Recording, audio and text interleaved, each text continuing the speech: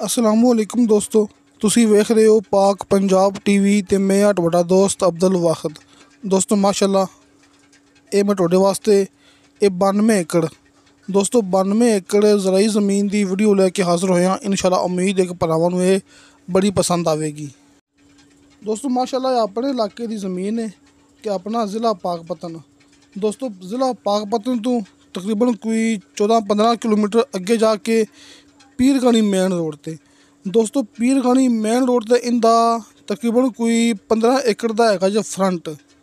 ਦੋਸਤੋ ਵੱਡਾ ਜਿਹੜਾ ਕਾਰਪੇਟ ਰੋਡ ਹੈ ਨਾ, ਆਪਾਂ ਨਾਲ ਭਰਾਵਾਂ ਨੂੰ ਬਾਰ-ਬਾਰ ਦਿਖਾ ਰਹੇ ਹਾਂ। ਦੋਸਤੋ ਇਸ ਕਾਰਪੇਟ ਰੋਡ ਤੇ ਨਾ ਇਹਦਾ 15 ਏਕੜ ਦਾ ਫਰੰਟ ਹੈਗਾ ਜੀ ਪੀਰਗਾਨੀ ਮੇਨ रोड ਤੇ। ਦੋਸਤੋ ਆਪਣੀ ਇਹ 92 ਏਕੜ ਜ਼ਰਾਈ ਜ਼ਮੀਨ ਇੱਕ ਫੈਮਿਲੀ ਦੀ ਜ਼ਮੀਨ ਹੈ ਕਿ ਦੋ ਬੰਦੇ ਦੇ ਨਾਂ ਤੇ ਬਾਪ ਬੇਟੇ ਦੇ ਨਾਮ ਤੇ। ਇਹ ਹੈਗਾ ਕਾਰਪੇਟ ਰੋਡ। ਇਸ ਕਾਰਪੇਟ ਰੋਡ ਤੇ ਇਹਦਾ 20 ਏਕੜ ਦਾ ਹੈਗਾ ਜੇ ਫਰੰਟ, 15 ਤੋਂ 20 ਏਕੜ ਦਾ। ਦੋਸਤੋ ਅਸੀਂ ਸਮਝ ਲਓ ਕਿ ਇਹਦੇ ਵਿੱਚ ਕੋਈ 15-20 ਏਕੜ ਐਸੀ ਜ਼ਮੀਨ ਹੈ ਜਿੱਥੇ ਆਪਾਂ ਅੱਜ ਇੱਥੇ ਕਲੋਨੀ ਕੱਟ ਸਕਦੇ ਹਾਂ, ਆਪਾਂ ਇੱਥੇ ਪਲਾਟ ਕੱਟ ਕੇ ਸੇਲ ਕਰ ਸਕਦੇ ਹਾਂ।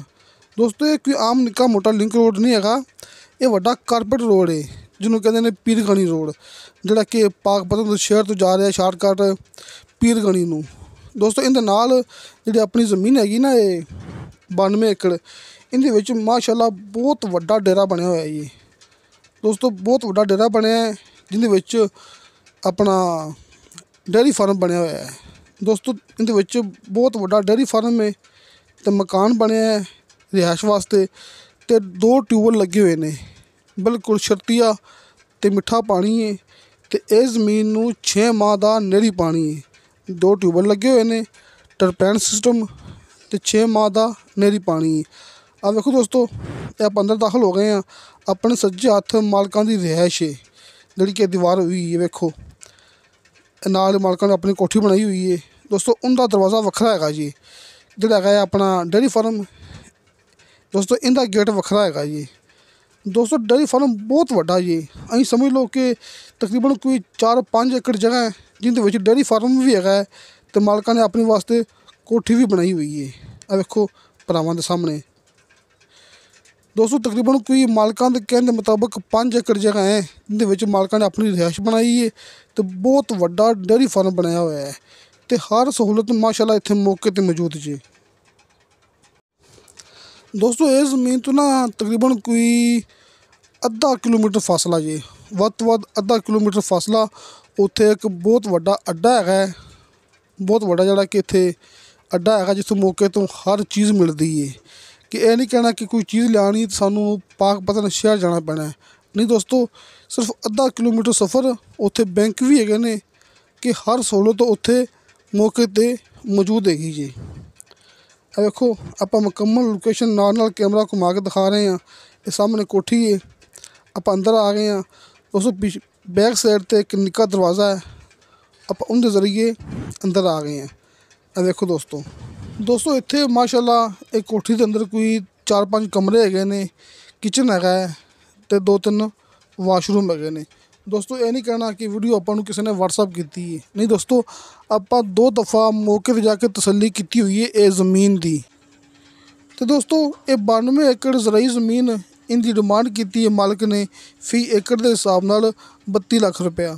ਦੋਸਤੋ 32 ਲੱਖ ਰੁਪਇਆ ਇਹਦੀ ਡਿਮਾਂਡ ਹੈ ਫੀ ਏਕੜ ਦੇ ਹਿਸਾਬ ਨਾਲ। ਭਰਾਵਾਂ ਨੂੰ ਸਾਹਮਣੇ ਸਕਰੀਨ 'ਤੇ ਆਪਣਾ ਕਾਲ ਐਂਡ ਵਟਸਐਪ ਨੰਬਰ ਨਜ਼ਰ ਆ ਗਿਆ ਹੋਵੇਗਾ। ਇਸ ਤੋਂ ਇਲਾਵਾ ਆਪਣੇ ਵਟਸਐਪ ਨੰਬਰ ਨੀਚੇ ਡਿਸਕ੍ਰਿਪਸ਼ਨ 'ਚ ਹਰ ਮੂਵੀ ਦੇ ਅੰਦਰ ਲੱਗੇ ਹੁੰਦੇ ਨੇ।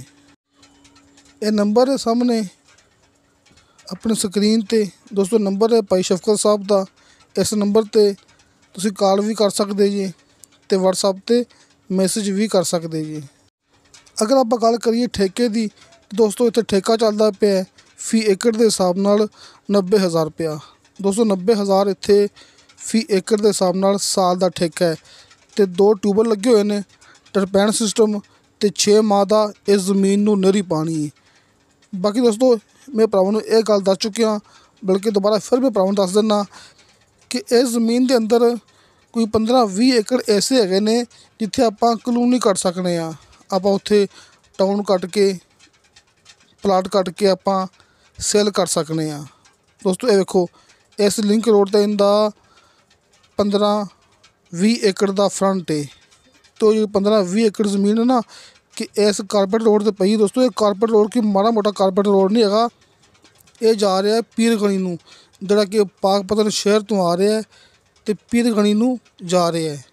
ਦੋਸਤੋ ਇਸ कारपेट रोड ਤੇ ਫੈਕਟਰੀਆਂ ਹੈਗੀਆਂ ਨੇ, ਪੈਟਰੋਲ ਪੰਪ ਹੈਗੇ ਨੇ ਕਿ ਤੁਸੀਂ ਇੱਥੇ ਕੋਈ ਵੀ ਕੰਮ ਕਰ ਸਕਦੇ ਜੀ।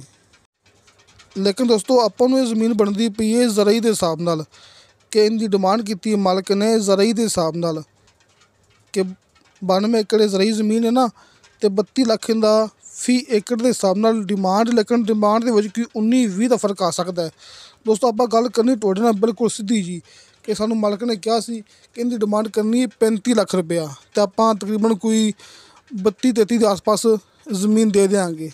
ਦੋਸਤੋ ਇਸ ਵਾਸਤੇ ਮੈਂ ਭਰਾਵਾਂ ਨਾਲ ਗੱਲ ਕੀਤੀ ਹੈ ਨਾ ਕਿ ਇਹਦੀ 32 ਲੱਖ ਡਿਮਾਂਡ ਹੈ ਤੇ ਕਿ 19-20 ਦਾ ਵਿੱਚੋਂ ਫਰਕ ਆਪਾਂ ਪਾ ਸਕਣੇ ਆ ਕਿ ਮਾਲਕ 19-20 ਦਾ ਫਰਕ ਪਾ ਸਕਦਾ ਹੈ, ਕਿਉਂਕਿ ਮੈਨੂੰ ਉਹਨਾਂ ਨੇ ਇਹ ਗੱਲ ਕੀਤੀ ਸੀ ਕਿ 32-33 ਦਾ ਆਪਾਂ ਫਾਈਨਲ ਕਰਨਾ ਹੈ। ਤੇ ਦੋਸਤੋ ਤੁਹਾਨੂੰ ਸਾਡੀ ਵੀਡੀਓ ਪਸੰਦ ਆਵੇ, ਸਾਡੀ ਵੀਡੀਓ ਲਾਈਕ ਤੇ ਸ਼ੇਅਰ ਇਹ ਜ਼ਰੂਰ ਕਰੋ, ਆਪਣੇ ਬਿਹਤਰੀਨ ਜਿਹੇ ਕਮੈਂਟਸ ਲੈ ਕੇ ਭੇਜੋ। ਇਨਸ਼ਾ ਅੱਲਾਹ ਤਾਲਾ ਮਿਲਾਂਗੇ ਅਗਲੀ ਵੀਡੀਓ ਤੇ। ਅੱਲਾ ਹਾਫਿਜ਼।